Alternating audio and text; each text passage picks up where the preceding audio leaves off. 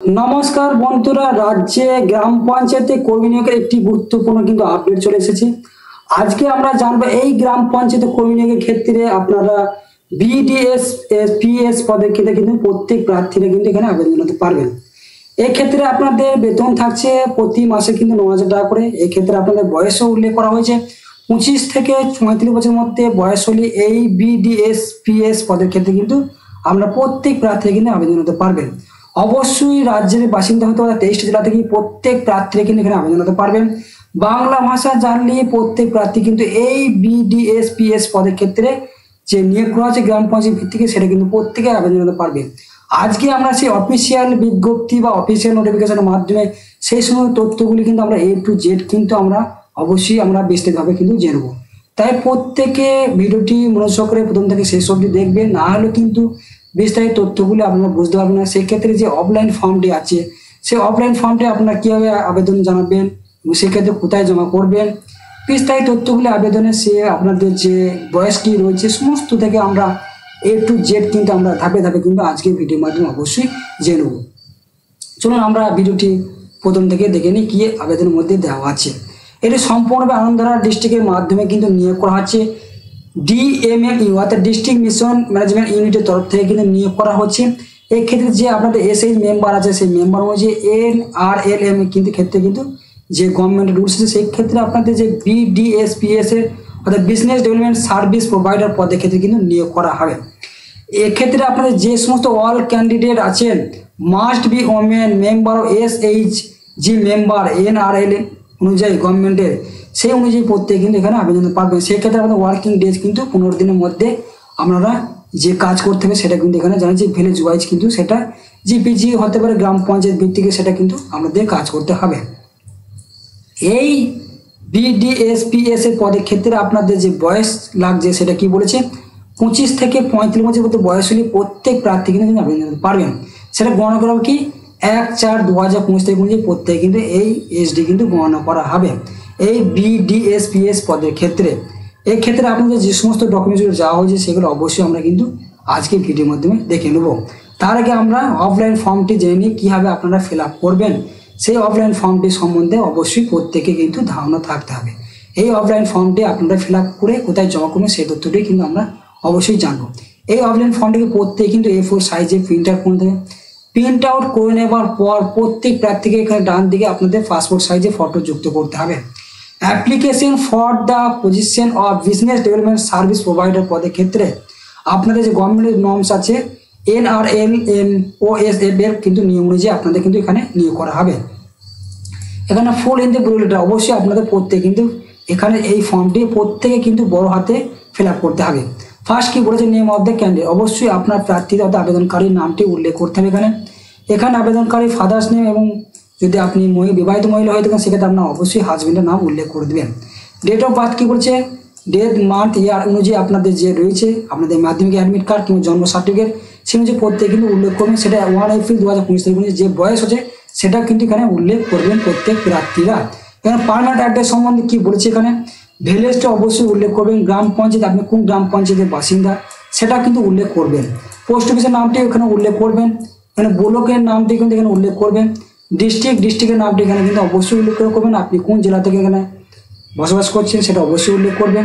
Pin code state সেটা উল্লেখ করবেন। এখানে মোবাইল নাম্বারটি উল্লেখ করে দেবেন, বৈধ মোবাইল নাম্বার, বৈধ মেল আইডি যেটা আপনার মোবাইলের মধ্যে চালু আছে সেই মেল আইডি এখানে উল্লেখ করে দেবেন।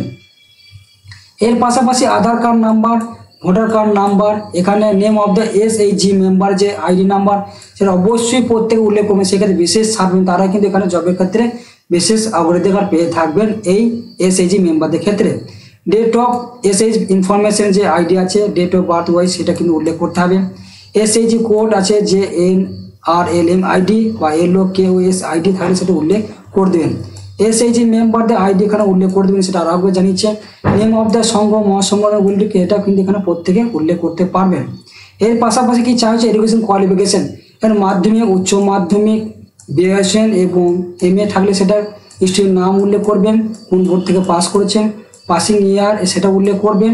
এখানে উল্লেখ করবেন আপনার যে পার্সেন্টেজ পেয়েছেন সেটা কিন্তু প্রত্যেকে কিন্তু পরপর ধাপে ধাপে কিন্তু উল্লেখ করে দিতে পারবেন। এখানে বেসিক কম্পিউটার নলেজ অনুযায়ী আপনার যে সার্টিফিকেট সেটা ইয়েস করবেন। এখানে পাশাপাশি কি বলছে, অবশ্যই computer, Word, Excel, PowerPoint, ইন্টারনেটের কিন্তু কাজ জন্য কিন্তু অভিজ্ঞতা অবশ্যই থাকতে হবে। তবে এখানে এই বিডিএস পিএস এর পদের ক্ষেত্রে কিন্তু আবেদন জানাতে পারবেন প্রত্যেক প্রার্থীরা। এখানে করার পর এক্সপিরিয়েন্স বলছে, এক্সপিরিয়েন্স অনুযায়ী আপনারা ইয়েস না নো করবেন। সেটা যদি আপনি এসএইচজি বা সংঘ সমিতি বা যদি এক্সপিরিয়েন্স সেটা উল্লেখ করবেন। এক্সপিরিয়েন্স আদার্স কোনো রিলেটিভ এক্সপিরিয়েন্স তাহলে সেটা উল্লেখ করতে পারবেন। এবং এখানে সেলফ ডিক্লারেশন দেওয়া আছে, আপনি যে এই ফর্মটি ফিল আপ করছেন যদি ভুল ত্রুটি হয়ে থাকে তাহলে আপনি ফর্মটি কিন্তু ক্যান্সেল হতে পারে।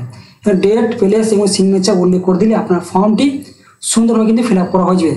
ফিল আপ করে আপনাকে এখানে আরও একটা অ্যাডমিট কার্ড দিয়েছে, এটা কিন্তু আপনাদের অফিসিয়ালভাবে কিন্তু পরবর্তীতে আপনাদের বাড়িতে কিন্তু পাঠানো হবে এই অফিসিয়াল অ্যাডমিট কার্ডটি। এটা অফিসিয়াল থেকে ইউজ করা হবে। এবং নেক্সট আমরা কি জানবো, এখানে ফিল আপ করার পর আপনারা কোথায় আবেদন জানাতে পারবেন। এখানে ডিস্ট্রিক্ট, এখানে পূর্ব মেদিনীপুর গভর্নমেন্ট এখানে দেওয়া আছে। এখানে কিন্তু আপনারা ওয়েবসাইট ফলো করে বিস্তারিত তথ্য আপনারা প্রত্যেকে কিন্তু জানতে পারবেন। আপনাদের অবশ্যই কিন্তু এটা অনলাইনের মাধ্যমে আবেদন জানাতে পারবেন। সেই স্টেপগুলি কিন্তু আমরা জানবো। সিলেকশন প্রসেস কি বলছে এখানে, স্টেপ অনুযায়ী আপনাদের রিটেন টেস্ট নেওয়া হবে 60 নম্বর এবং এক্সাম 30 নম্বর মিনিট দেওয়া হবে এবং কোশ্চেন 20টা থাকবে, সেটা কিন্তু এখানে জানিয়েছে। স্টেপ 1 কমপ্লিট টেস্ট থাকবে 15 নম্বরে, স্টেপ 2 এ থাকবে 20 নম্বর, গ্রুপ ডিসকাশন থাকবে, স্টেপ 4 এ কিন্তু আপনাদের যেতে 10 নম্বর, টোটাল কিন্তু 100 নম্বরে কিন্তু আমাদের পরীক্ষা নেওয়া হবে। তাই প্রত্যেকে এই সমস্ত তথ্যগুলো অবশ্যই কিন্তু জানতে হবে। কোথায় অ্যাপ্লিকেশন ফর্মটি আপনারা সাবমিট করবেন সেটা গুরুত্বপূর্ণ বিষয়। Candidate will be submit their application form daily filled up to the following address. এই ঠিকানায় প্রত্যেকে কিন্তু আবেদনটা আমাদের জমা করতে হবে। কি বলেছে, block development officer Patashpur 1 block office of the Patashpur 1 development block, এখানে ভিলেজ দেওয়া আছে বাসুদেবপুর, এখানে আমসরি এবং পটাশপুর, ডিস্ট্রিক্ট পূর্ব মেদিনীপুর, পিনকোড দেওয়া আছে 721454। এই ঠিকানায় প্রত্যেকে কিন্তু আবেদনটি আমাদের জমা করতে সমস্ত ডকুমেন্টস যুক্ত করে। এখানে অ্যাপ্লিকেশন শুরু হয়েছে 11/2/2025 তারিখে, শেষ হচ্ছে 8/2/25 8/2025 বিকাল 3টের মধ্যে। প্রত্যেকে কিন্তু আপনাদের আবেদনপত্র সাবমিট করে দিতে হবে এই ঠিকানায়। ফর্মটি ফিল আপ করে যাবতীয় ডকুমেন্টস যুক্ত করে কিন্তু আমাদের ফিল আপ করতে হবে। এক্ষেত্রে আপনাদের ম্যাক্সিমাম কিন্তু আমাদের 300 টাকা করে বেতন দেওয়া হবে, অর্থাৎ 9000 টাকা করে প্রতি মাসে কিন্তু বেতন পেয়েছেন বিডিএসপিএস পদের ক্ষেত্রে। 24 ঘন্টা ম্যাক্সিমাম আমাদের কাজ করা ওয়ার্কিং এক্সপিরিয়েন্সও কিন্তু আমাদের চাওয়া হয়েছে। এই সমস্ত তথ্যগুলি কিন্তু আজকের ভিডিওর মাধ্যমে A to Z কিন্তু আমাদের সামনে তুলে ধরা হলো। এটা সম্পূর্ণভাবে গ্রাম পঞ্চায়েত ভিত্তিক কিন্তু নিয়োগ করা হবে। ব্লক ওয়াইজের ক্ষেত্রে, যে ব্লক ওয়াইজের ক্ষেত্রে যে আমাদের গ্রাম পঞ্চায়েত রয়েছে সেই ক্ষেত্রে আমাদের এই নিয়োগটি করা হবে, অর্থাৎ বিজনেস ডেভেলপমেন্ট সার্ভিস প্রোভাইডার পদের ক্ষেত্রে কিন্তু নিয়োগ করা হবে। অবশ্যই SH মেম্বাররা সবার আগে রাজ্য হবেন। NRL নর্মস অনুযায়ী প্রত্যেকে কিন্তু বেতনও পেয়ে যাবেন এই ক্ষেত্রে।